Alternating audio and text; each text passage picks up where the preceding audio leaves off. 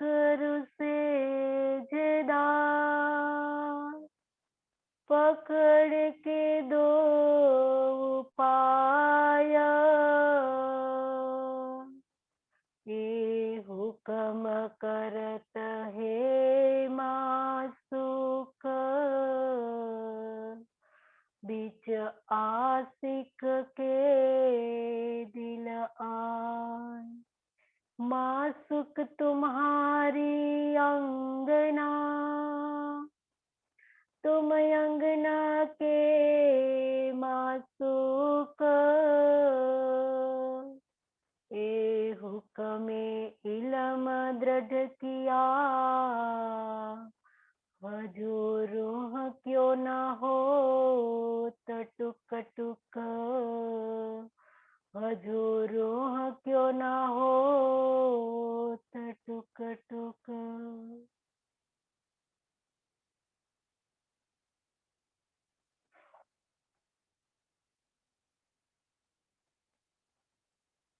आत्म संबंधी धाम धनी के लाडले एवं प्यारे सुंदर साथ जी, आपके श्री चरणों में मेरा कोटि कोटि प्रणाम। हाणे वडियो उमेदु अगिया, की परियु कने कांध, हाणे पेरे मंगा एतरो, पाये गीची में पांध, हे गाल आये थोरडी।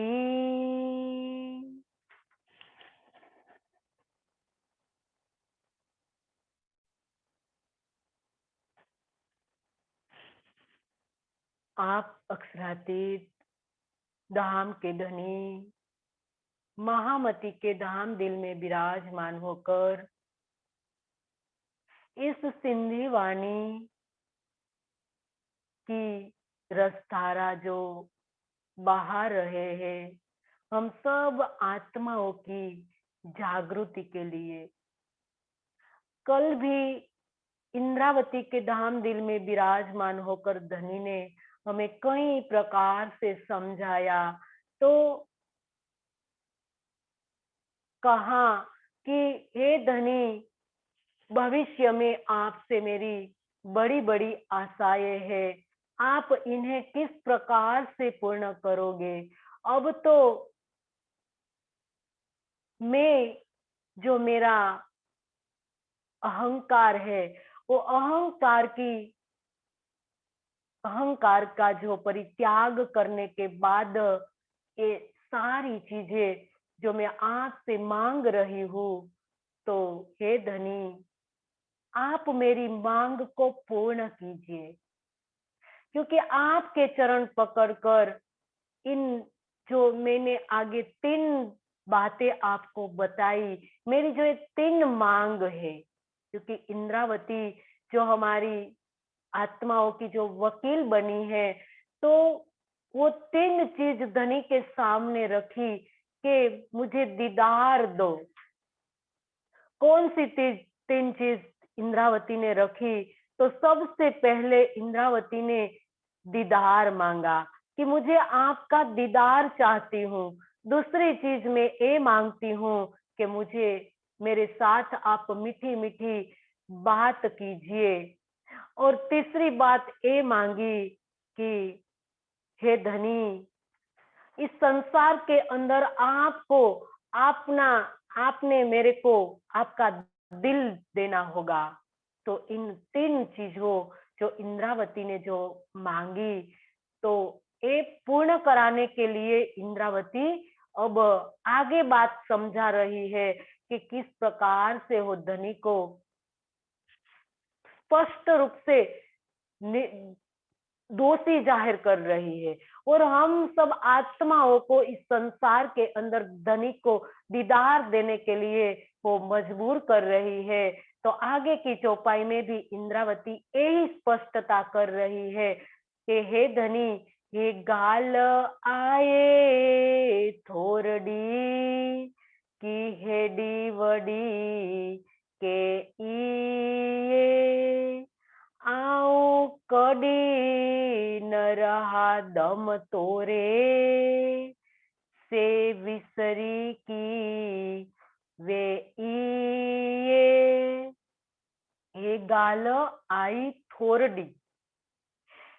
ये तीन, आगे जो मैंने तीन इच्छा को पूर्ण करने के लिए आपको कहा, वो तो छोटी सी बात है।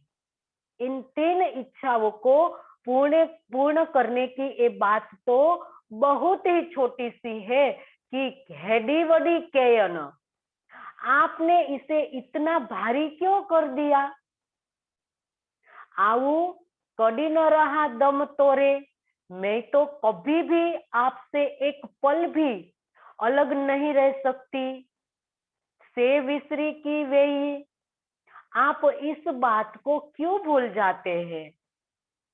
अब इंद्रावती आगे स्पष्ट कर रही है कि मैंने जो इन तीन बातों को छोटी छोटी बात कह रही है इंद्रावती, सुंदर साथ जी, इंद्रावती के लिए ये बात छोटी है, लेकिन आज हम कह सकते हैं कि धनी का दीदार पाना कितना कठिन है।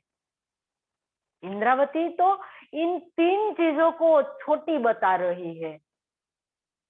कब वो छोटी कहेगी, उसने छोटा कहा है, लेकिन कब कहा, क्योंकि वो तीनों बातों से वो गुजर के निकल गई है। वो तीनों बातों को उसने आत्मसात कर लिया है, धनी को दिल में बसा लिया है और धनी का दीदार पा लिया है और धनी ने उनको दिल दे दिया है।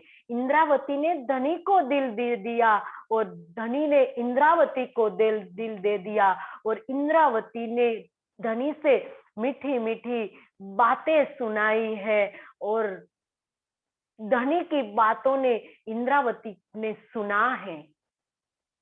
तब जाके वो कह रही है कि हे धनी, ये बात छोटी है, लेकिन आज सुंदर साथ जी हमें कितना ये तीन चीज हमें कितनी कठिन हमारे ऊपर भारी हो रही है। क्योंकि आज हम जो भी पापड़ बेलते हैं इन तीन चीजों को करने के लिए सब कुछ करते हैं सुंदर साथ जी, लेकिन हमारी परमहंस आत्मा वो कहती है कि धनी का दीदार करना इतना सरल है, इतना सरल है, लेकिन अपनी जो मैं खुदी है, अपना जो अहंकार है, वो खत्म करना बहुत बड़ी बात है। ये बात हमें यहाँ समझनी होगी सुंदर साथ जी। जब हम अपना अहंकार का परित्याग कर देंगे, मैं खुदी को खत्म कर देंगे, तो धनी का दीदार करना सरल हो जाएगा। जो हमारी परमहंस आत्माओं ने ये सब चीजें की है, तब जाके सुंदर साथ जी वो कह रही है कि ये तीन बात छोटी है, लेकिन हे धनी, आपने क्यों भारी कर रखी है। सुंदर साथ जी, धनी ने भारी नहीं की है, हम सब आत्माओं ने भारी कर रखी है, क्योंकि हम सब आत्माओं अभी तक 400 साल हुए इस ब्रह्मवाणी आए हुए, लेकिन अभी तक हम अपनी आत्मा को जागृत नहीं कर पा रहे हैं। तो भारी तो हुई, कहाँ धनी ने भारी की है। धनी तो अब छठे दिन में इतने सरल हो गए हैं कि हमारे दिल में आकर वो बैठ गए हैं, इतने नजदीक हो गए हैं कि जितना नजदीक कोई रिश्ता नहीं है। संसार का कोई रिश्ता इतना नजदीक नहीं है कि जैसे जिस प्रकार से धनी हमारे इतने नजदीक बैठकर बैठे हुए हैं। सुंदर साथ जी, इतना नजदीक, हमारी सेहरक से नजदीक, मतलब हमारी प्राण नली से नजदीक हुआ है धनी। इतना सरल, लेकिन आज हम इतने सरल होने के बाद भी धनी को हम नहीं पा रहे हैं, क्योंकि आज हमें ये बात पर सोचने पर हमें मजबूर इंद्रावती कर रही है कि हे सुंदर साथ जी, आप अपने अंदर झांक के देखो, इतने नजदीक होने के बावजूद धनी आपको क्यों नहीं दिखाई दे रहे हैं। तो आपको आत्म मंथन करना होगा, आत्म चिंतन करना होगा कि अभी तक हम धनी को क्यों नहीं पाया है। तो सुंदर साथ जी, ये यहाँ इंद्रावती हमें समझा रही है और अपना मुद्दा हो रखे जा रही है, और आगे वो धनी को कहती है कि मैं तो कभी भी आपसे एक पल के लिए भी अलग नहीं रह सकती। इंद्रावती ने अब जो धनी ने आगे कहा है वाणी में कि मैं रह ना सकूं रूहों बिन, रूह रह न सके मुझ बिन, इस चौपाई को आत्मसात कर दिया है। तब जाके वो कह रही है कि धनी मैं तो आपके बिना नहीं रह सकती हूँ। आप इस बात को क्यों भूल जाते हो? आपने तो कहा है वाणी में कि मैं रह ना सकूं रूहें बिन, रूह रह न सके मुझ बिन। आप क्यों इस बात को भूल जाते हो? मैंने तो इस बात को अच्छी तरह से मेरे दिल के अंदर हृदयंगम किया है, तब जाके मैं बोल रही हूँ, लेकिन धनी आप भूल गए हो। तभी तो मेरी सखियाओं को आप दीदार नहीं दे रहे हो, क्योंकि आपने आपको आशिक कहा है, तो आप क्यों आशिकी नहीं निभा रहे हो? तो हे धनी, आप लगता है कि आप भूल गए हो। आपने जो वादा किया है इस ब्रह्मवाणी के अंदर, तो मैंने तो अभी इस दूसरी साक्षी को रखा है, इस ब्रह्मवाणी की। तो इस दूसरी साक्षी में तो आपने कहा है धनी कि मैं रह ना सकूं रूहों बिन। आप अगर मेरी सखियों के बिना नहीं रह सकते हो, तो आप लगता है कि आप भूल गए हो, तब जाके आप मेरी सखियों को इतना तड़पा रहे हो। तो ये बात इंद्रावती आगे भी कह रही है कि मोके कुछ आइए निंद्र में, तू पाण जागे थो, जे बांझाइए मुवल्लहा, तो इश्क अचेडो, मुके कुछाए निंद्र में। हे धनी, मैं तो सुती हूँ नींद में, मैं तो निंद्र में हूँ, तू पाने जागे थो। आप मुझे बुला रहे हो, मैं निंद्र में हूँ, आप मुझे बुला रहे हो, जबकि आप तो जागृत हैं। जे बांझाइए मुवल्लहा, यदि आप मुझे विलखाते हो, कल्पाते हो, तो तो इष्ट आचेडो, तो आपके प्रेम में दोष लगता है।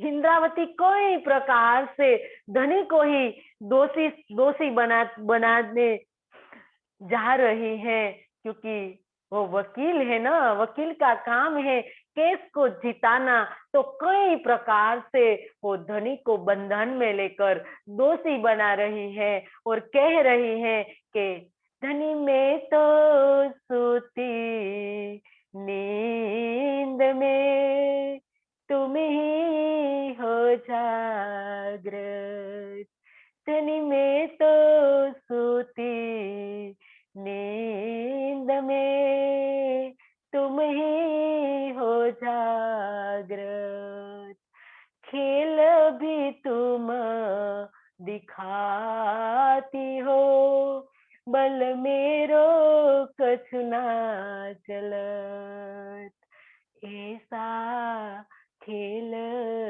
दिखाया जो मांग लिया है हम। इंद्रावती कहती है कि हे धनी, आपने तो खिलवत में कहा है कि मैं तो सुती नींद में, आपकी खिलवत कहती है कि हम तो नींद में सोए हुए हैं, हम तो अज्ञानता की नींद के अंदर ऐसे सोए हुए हैं। तो जब हम नींद में सोए हुए हैं तो हम तो बेसुधी में हैं। और ऐसी अवस्था में यदि आप किसी को अपने आत्म स्वरूप का अगर बोध न कराइए तो भला किसका दोष है?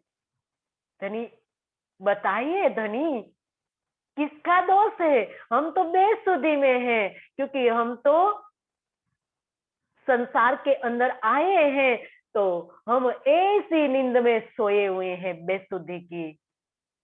अगर आप हमें, तो धनी आप जागृत हो, तो कौन जगाएगा? जो जागृत होएगा वो तो जगाएगा। हम तो बेसुधी की नींद में सोए हुए हैं। तो धनी, यदि आप मुझे बिलखाते हो तो आपके प्रेम में दोष लगता है। धनी, ऐसा नहीं करना चाहिए आपको। अगर प्रेमी अपने प्रेमास्पद पद को, मतलब आशिक अपने मासूक का विलखना कभी सहन नहीं कर सकता है। यदि ऐसी स्थिति बनती है तो ये निश्चित है कि आपके प्रेम में कहीं न कहीं कमी है। इंद्रावती कई प्रकार से युक्ति को इस मुकदमे में प्रस्तुत कर रही है, क्योंकि मुकदमा चल रहा है इस जागनी ब्रह्मांड में। और वादी प्रतिवादी से अब युक्ति पूर्वक अपना दावा रख रही है कि हे धनी, अगर आप मेरी आत्माओं को दोषी बना रहे हो तो धनी, मेरी आत्माओं का कोई दोष नहीं है, क्योंकि मेरी सखियाओं ने आपने ही तो बेसुधी की नींद में सुला दिया है। तो बेसुधी के अंदर किस प्रकार से प्रेम का इजहार किया जाए? धनी, आप तो जागृत है, आपको तो आपके प्रेम का इजहार करना है। तो जब तक मेरी सखियाओं को आप जागृत नहीं करोगे, तब तक हो किस प्रकार से कल्पेगी आपके प्रेम में? क्योंकि वो प्रेम में तड़पना है, कल्पना है, तो किस प्रकार से तड़पेगी? अगर वो नहीं तड़प रही है, नहीं कल्प रही है, तो आपके प्रेम के अंदर कोई कमी है, आपके प्रेम में दोष है। तो ताकि हो नहीं तड़प रही है, तो अब इंद्रावती ये साक्षी युक्ति पूर्वक प्रस्तुत कर रही है और आगे कहती है कि तू भाईयू बैठियू मुकने माधामू नजर, जे दिल हीनी जा निहारिए तो हे विलखे थ्यू रे वर। तू भाइयों बैठियो मुंह कने, आप तो यही जानते हैं कि मेरी अंगनाएं मेरी नजरों के सामने ही, मेरे आगे, मेरे पास में ही बैठी हुई हैं। जे दिल हनी जान हारिए, किंतु यदि आप इनके दिल की ओर देखें तो यही निष्कर्ष निकलेगा कि ये तो जे दिल हनी जान है, मतलब आप इनके दिल की ओर देखते हो तो क्या निष्कर्ष निकलता है? तो हे विलखे थ्यूरे वर, ये तो आपका प्रेम न मिलने से विलख रही है, मतलब वो जोर जोर से वो रो रही है। विलखने का मतलब तड़पना, कल्पना, और प्रेम न मिलने से विरह में तड़पने को सुनसा जी कल्पना कहते हैं। तो ये बात यहाँ इंद्रावती कहती है कि आप तो यही जानते हो। यानी आप क्या जानते हो? आप तो जागृत हो, और आप जागृत हो के मेरी सखियाओं को जो खेल दिखा रहे हो, तो आप तो यही मानते हो कि मेरी जो अंगनाएं हैं मेरी नजरों के सामने ही तो बैठी हैं और पास में बैठी हुई हैं, किंतु आपने कभी उनके दिल के अंदर झांक के कभी देखा है? हे धनी, आप मेरी सखियाओं के दिल के अंदर जाकर आप देखिए। इंद्रावती यहाँ धनी को किस प्रकार से सुंदर साथ जी मजबूर कर रहे हैं सखियाओं के दिल के हाल जानने के लिए। ऐसा नहीं है कि धनी को कुछ पता नहीं है, लेकिन इंद्रावती युक्ति पूर्वक मुकदमा के अंदर जो अपना साक्षी पेश कर रही है, कितनी चतुराई पूर्वक वो कह रही है कि हे धनी, आपको पता है इस सखिया जो रो रही है, जो आपके चरणों में बैठी है, तो आपको तो लगता है कि ये सखियाओं तो मेरे चरणों में बैठी है, लेकिन आपने कभी उनके दिल के अंदर झांक कर देखा है? आप देखिए उनके दिल के अंदर झांक कर, तभी आपको पता चलेगा कि वो कितनी विलख रही है, आपके प्रेम के बिना वो तड़प रही है। कैसे वो रह सकती है इस संसार के अंदर? अगर एक मछली को जब जल से निकाल दिया जाए तो कितनी तड़पने लगती है, क्योंकि मछली का जो जीवन है तो वो जल है, और जल से जब उनके जीवन से अलग किया जाता है तो वो तड़पने लगती है। तो उसी तरह से मेरी सखियाओं का जीवन है इश्क, प्रेम। आप हो मेरे सखियाओं के जीवन, हे मेरे प्राण प्रीतम, आप मेरे सखियाओं के जीवन हो, प्रेम के प्रीतम हो।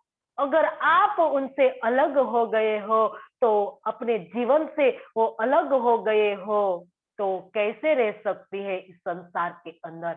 जो उनका खुराक है, उनका ताम है, उसका ताम ही आपने उनसे अलग कर दिया है, तो इस संसार के अंदर वो भला कैसे रह सकती है अपने जीवन के बिना?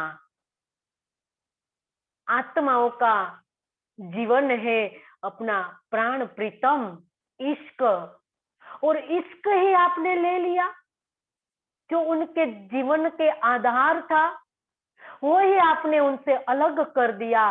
तो वो किस प्रकार से संसार के अंदर रह सकती है? तो हे धनी, आप एक एक सखियाओं के दिल का हाल जानो, और जानकर उनको इश्क प्रदान कीजिए, उनको दीदार दीजिए, उनके साथ मीठी मीठी बातें कीजिए। हे धनी, आप इनको मत विलखाए, वो विलख रहिए इश्क के बिना।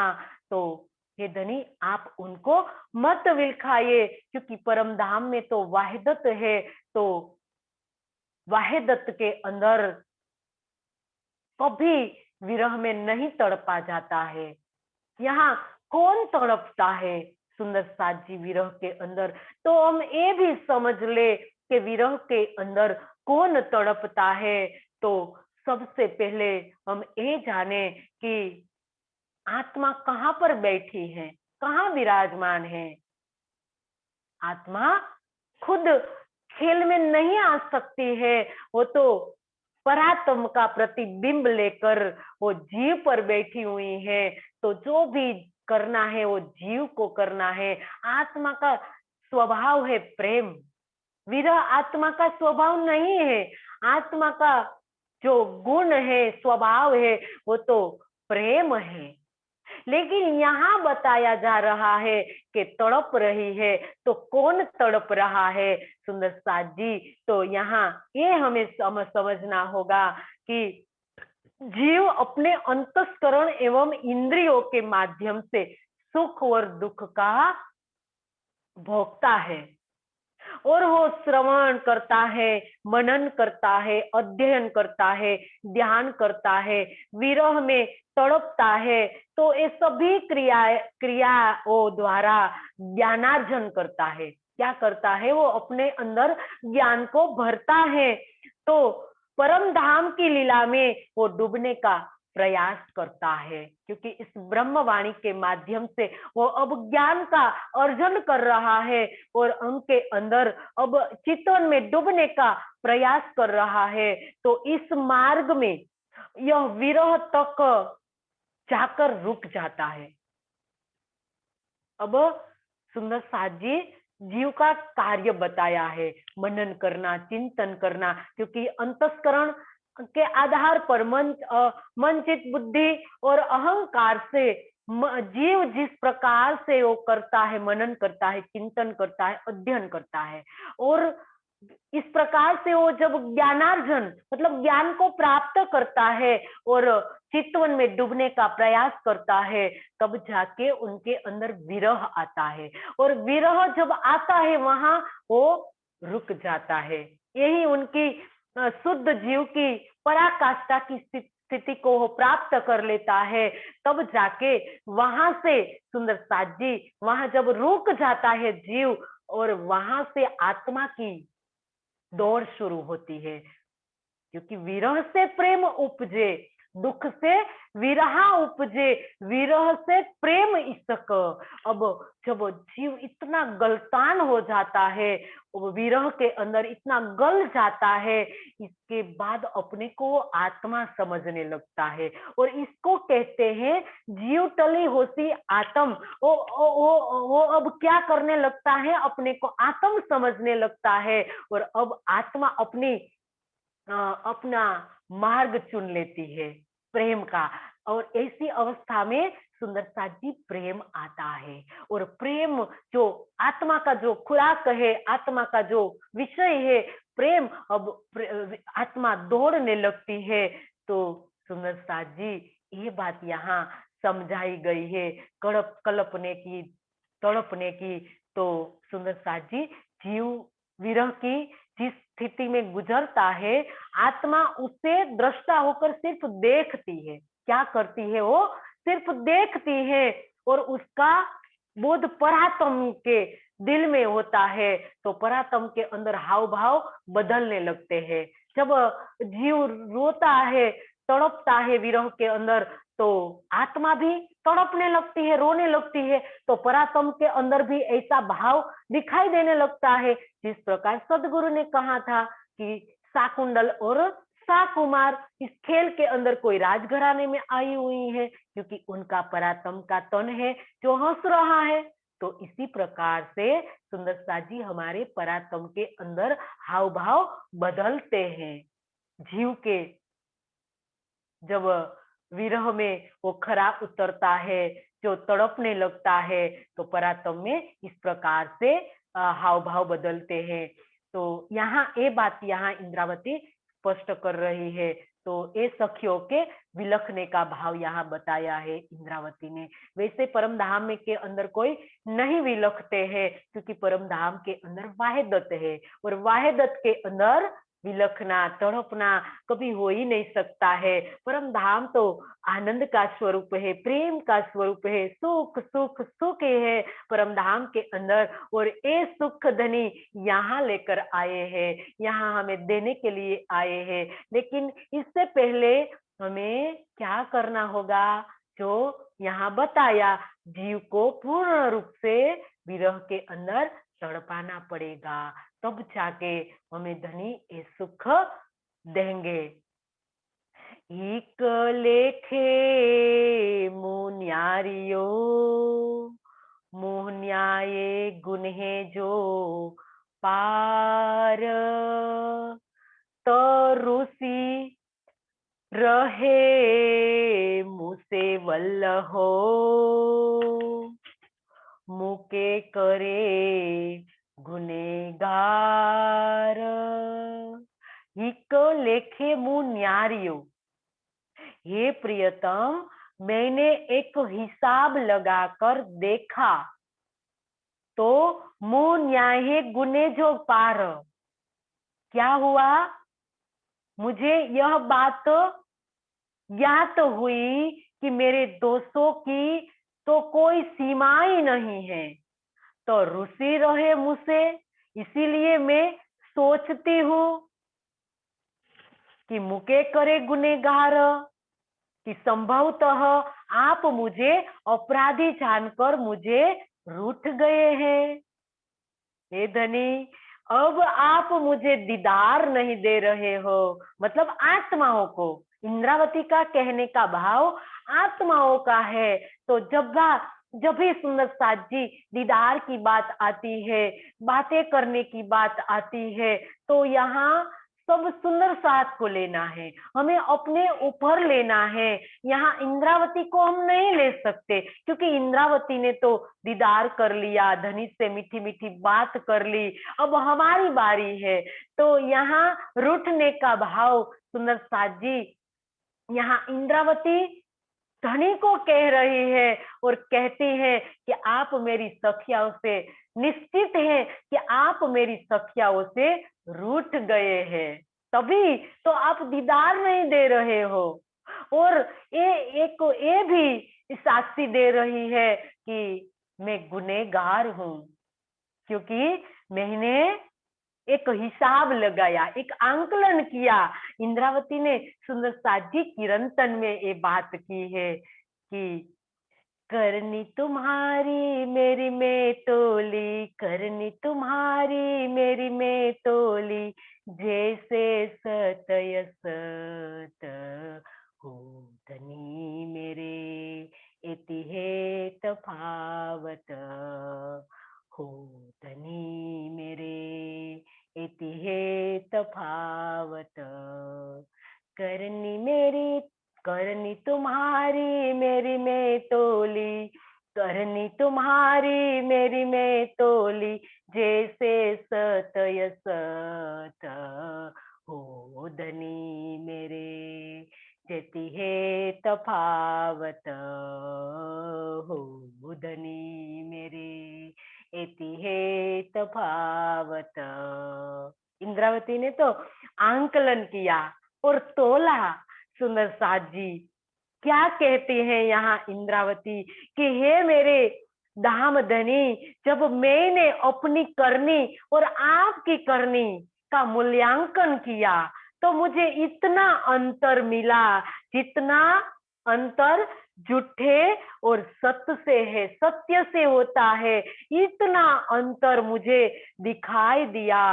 हे धनी धनी, तुम्हारी और मेरी करनी में, और आगे गुनाह की बात वो कर रही है कि रोम रोम कहीं कोट अवगुण, ऐसी में गुनेगार। ये तो कहीं में गिनती, पर गुन्हे को नहीं सुमार। यही प्रकरण में इंद्रावती ने आगे बताया। सुंदर साथ जी, इंद्रावती ने अपने गुनाह को बेशुमार कहा। क्यों? क्योंकि आध्यात्म की जितनी ही ऊंचाई पर जो पहुंचता है, वह उतना ही विनम्र और अहंकार से रहित होता है। क्योंकि यहाँ इंद्रावती पूर्ण रूप से विनम्र हो गई है, अपनी मैं खुदी को निकाल दिया है, अपने अहंकार को खत्म कर दिया है, तब जाके वो अपना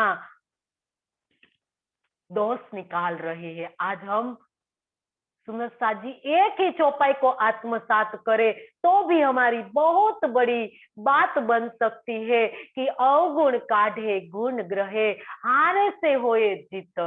ये तो बहुत बड़ी बात है सुंदर साथ जी, जो इंद्रावती ने कहा वो तो बहुत बड़ी बात है। लेकिन आज हम इतना ही सिर्फ करें कि अवगुण काढ़े गुण ग्रहे, आज ये करने की जरूरत है। लेकिन ये भी बात हमसे नहीं हो रही है। आज हम दूसरों को दोष देखने में तुले हुए हैं, कभी हमने अपना दोष नहीं देखा है। तब जाके सुंदर साथ जी हम अभी तक हमारी आत्मा को जागृत नहीं कर पा रहे हैं। इंद्रावती ने तो अपना दोष देख लिया और बेशुमार गुना को बता दिया, और आगे तो कहा कि वो तो वज्र लेप कहा है, मेरा जो अवगुण है वो तो वज्र लेप के रूप में इंद्रावती ने कहा कि ये तो लेप वज्र की मैं क्या कहूं, ये तो अवगुण शब्दातीत धनी, मेरा तो लेप बंजर। इंद्रावती ने तो ये बात कही है सुंदर साथ जी कि लेप बंजर का मतलब वो तो कभी मिटने ही वाला नहीं है, ऐसा मेरा अवगुण है।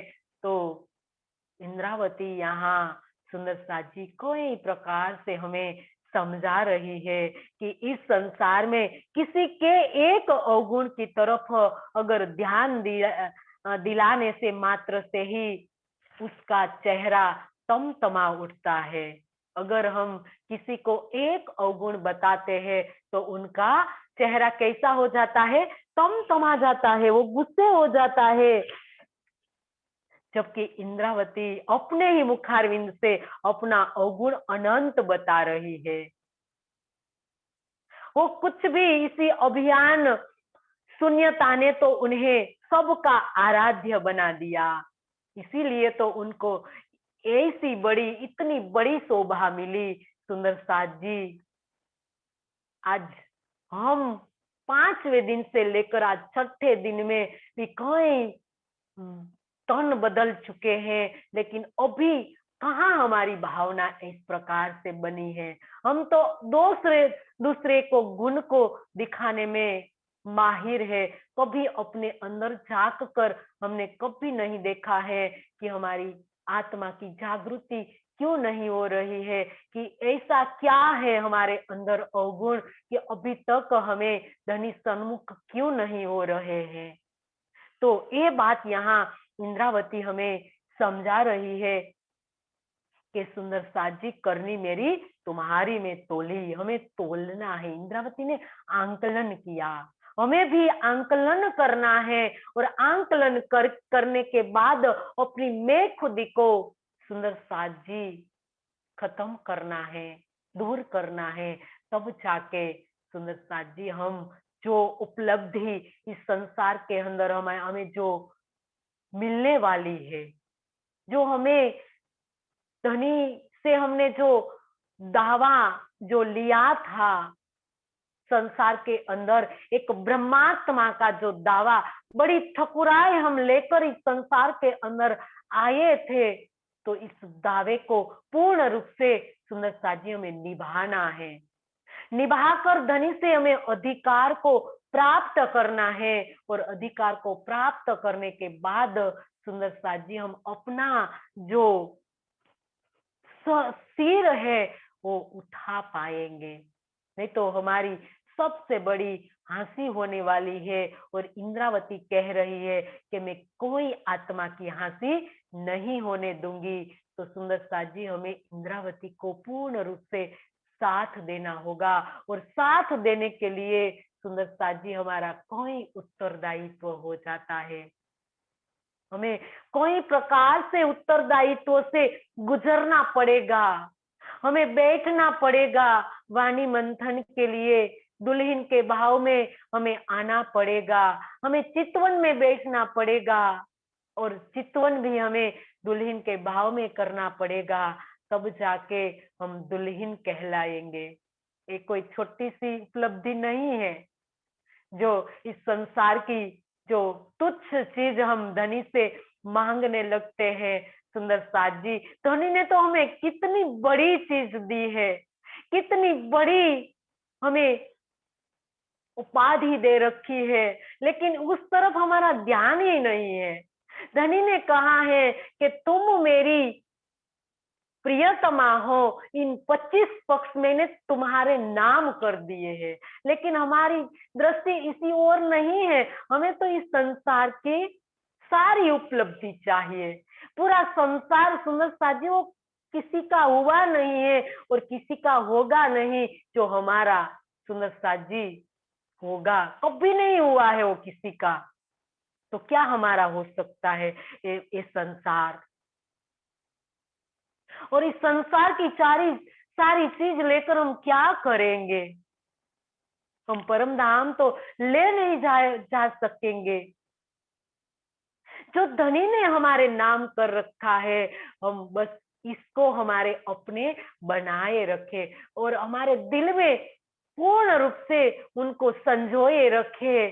सुंदर साथ जी, जो हमारा अपना है, जो हमारे शहर से नजीक बैठा हुआ है, उनकी हम पूर्ण रूप से पहचान करें। बस इतना ही हमें करना है। और इतना करने के लिए सुंदर साथ जी, सिर्फ धनी ने इतना ही कहा है कि आप आंखें मूंद कर सिर्फ मुझे देखो, बस देखना ही है, कुछ भी नहीं करना है, पूर्ण रूप से समर्पण करके कि धनी मैं तो बैठ गई हूँ आपको देखने के लिए, आप मुझे कहीं भी ले जाइए। मुझे पता नहीं है इस संसार के अंदर मुझे क्या करना है, कहाँ ध्यान लगाना है, मुझे कुछ भी पता नहीं है। ये धनी आप मुझे मेरी चितवन को लगाइए, मेरी चितवन आप ही लगा सकते हो, क्योंकि आज तक मेरी चितवन संसार की बनी हुई है और अब मेरे को अब परमधाम की चितवन करनी है, परमधाम का चिंतन करना है। तो मेरे चिंतन के अंदर जो संसार बसा हुआ है वो आप हटाइए, मेरे अवगुण को आप हटाइए और आप मुझे मेरा अधिकार दीजिए, जो मेरा अनादिकाल से मेरा अधिकार है, इसको आप मुझे दीजिए। सुंदर साथ जी, आद्र भाव से जब हम धनी को अरदास करेंगे तो क्यों नहीं देंगे धनी, जो तो देने के लिए वो बैठे हैं तो क्यों नहीं देंगे। लेकिन हमारी मांग में कमी है, हमारी अरदास में कमी रह जाती है, तब जाके हमें जो चाहिए वो नहीं मिलता है।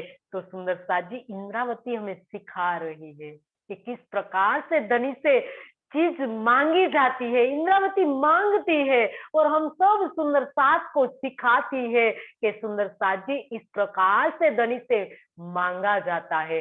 3 चीज को धनी इंद्रावती ने मांगा है, वो भी हमारे लिए मांगा है और हमें सिखा रही है और धनी को दोषी बना रही है। क्या कर रही है वो धनी को, कह रही है कि लगता है धनी आप रूठ गए हो, तब जाके तो आप हमें नहीं दे रहे हो, क्योंकि हमारा अनंत अवगुण भरा हुआ है, मैं अनंत अवगुण से भरी हुई हूँ।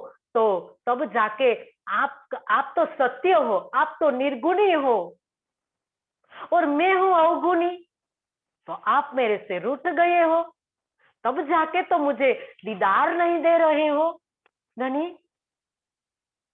तो इस प्रकार से वो कहीं मजाक कर रही है, हास परिहास वो धनी से कह कर रही है। सुंदर साथ जी, कौन सी अवस्था में इंद्रावती गुजरी होगी। सुंदर साथ जी, आप सोचिए, आप इनका चिंतन कीजिए और अपने आपको इंद्रावती के स्थान पर आप रखकर आप एक बार सोचिए, तब जाके हमें पता चलेगा कि इंद्रावती कौन से हाल पर वो खड़ी होगी, तब जाके वो धनी से मजाक कर रही है। आज तक सभी भक्तों ने किस प्रकार से कान पकड़ा है, किस प्रकार से अरदास की है सुंदर साथ जी, लेकिन आज इंद्रावती एक ठोस से इंद्रावती धनी को दोषी बना रही है। तो सुंदर साथ जी, कैसी रूह लाडली रही होगी। ओई विचारे न्यार जा, आही जे मोह जा वेण, तांजे असी विसारिया, तो पण आही जा सेण। ओई विचारे न्यार जा, आप अपने मुखारविंद से कहे हुए वचनों का विचार करके देखिए। आहिजे मुँह जावे, आपने अपने मुखारविंद से कहा है और आप उन पर विचार करके देखिए। तांजे असी विसारिया, यदि हम सभी माया में भूल भी गई है तो पण आहिंजा सेण, तो भी आप तो हमारे प्रियतम हैं। अब इंद्रावती कहती है धनी को कि हे धनी, आपने तो अपने मुखारविंद से कहा है कि रे रूहो मेरे तुम्हारा आशिक, क्या आपने नहीं कहा है हक महबूब के जवाब में श्रृंगार के अंदर? हे धनी, क्या आप भूल गए कि रे रूहो मेरे तुम्हारा आशिक, मैं सुख सदा तुम्हें चाहूं? आपने तो अपने मुखारविंद से तो कहा है धनी।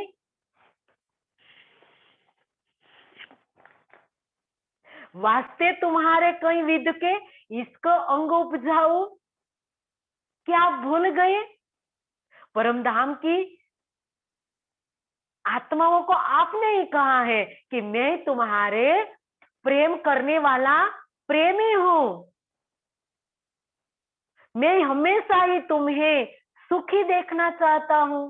तुम्हारी आत्मा जागृति के लिए मैं तुम्हारे हृदय में अनेक प्रकार से प्रेम पैदा करता हूं। क्या आपने नहीं कहा है? तो आप क्यों ऐसा कर रहे हो धनी? आपने अपने मुखारविंद से जो कहा है, तो मुझे इस बात का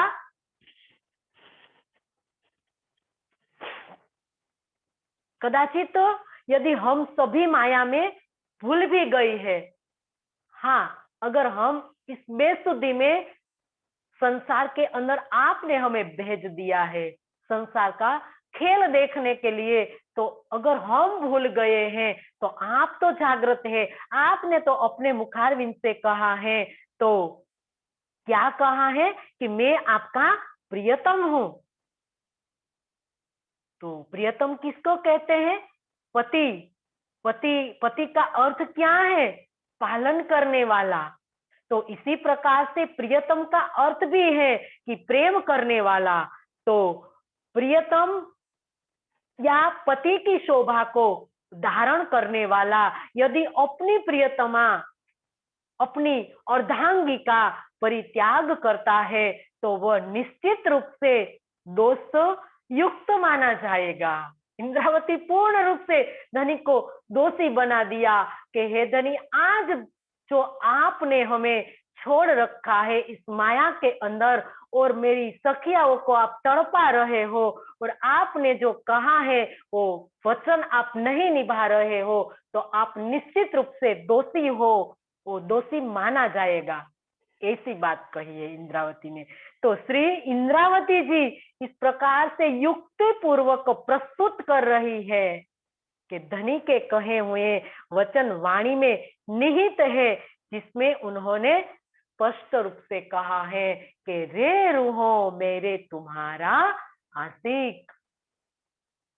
तो धनी आपने जो कहा है वो तो गलत साबित होगा अगर आप दीदार नहीं दोगे, आप उनके साथ मीठी मीठी बातें नहीं करोगे, तो आपका जो वचन है वो तो मिथ्या होगा। तो हे धनी, आपको दीदार देना होगा और आपको धनीपना निभाना होगा। धनी ने, आपने तो कहा है कि मैं आपका प्रियतम हूँ, अनादि प्रियतम हूँ, आशिक हूँ। तो धनी आप निभाइए, नहीं तो आप दोषी माने जाएंगे। इस वाणी के आधार पर आप दोषी माने जाएंगे। मुके इलम डेई पाही जो के ये खबरदार से न्यारियम जड़े सहुर से तो कांध आउन गुनेगार। मुके इलम डेई पाही जो, हे धनी, आपके इलम ने हमें समझाया है। क्या समझाया है? हम आपके इलम से तो खबरदार हुए हैं, सावचेत हो गए हैं कि आपने मुझे अपना तारतम ज्ञान देकर हमें सावधान कर दिया है। क्या सावधान कर दिया? से न्यारियम जड़े सहुर से, जब मैं आपकी ब्रह्मवाणी को गहन चिंतन की दृष्टि से देखती हूँ, तो कांद आओ न गुनेगार, तो स्पष्ट होता है कि मैं दोषी नहीं हूं। हे धनी, आपने अपनी तारतम वाणी के अंदर बताया है, अंगी और अंगी का संबंध को बताया है कि रे रूहो, तुम रूहे मेरे तन हो। आपने तो कहा है इस ब्रह्मवाणी के अंदर, रे रूहो, तुम रूहे मेरे तन हो।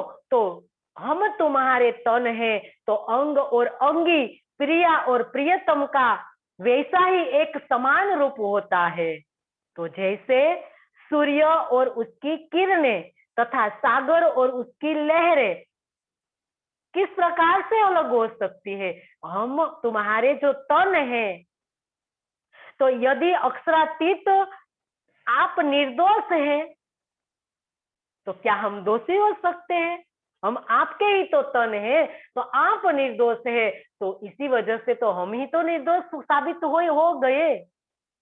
हे धनी, अपनी अंग रूपा अंगनाओं को आप किस आधार पर दोषी ठहराया जा रहा है? आप क्यों मेरी सखियाओं को दोषी ठहरा रहे हो? क्योंकि खेल तो आपने मंगवाया है, और आप क्यों कहते हो कि आपने खेल मांगा है? ये धनी, हमने कभी खेल नहीं मांगा है, क्योंकि हम तो बेन्याज थी परम धाम के अंदर, हमें कुछ कुछ शुद्धि नहीं थी। तो ऐसी अवस्था के अंदर हम किस प्रकार से खेल को मांगती? हे धनी, आपने ही हमें खेल को मंगवाया है, हमसे खेल को मंगवाया गया है।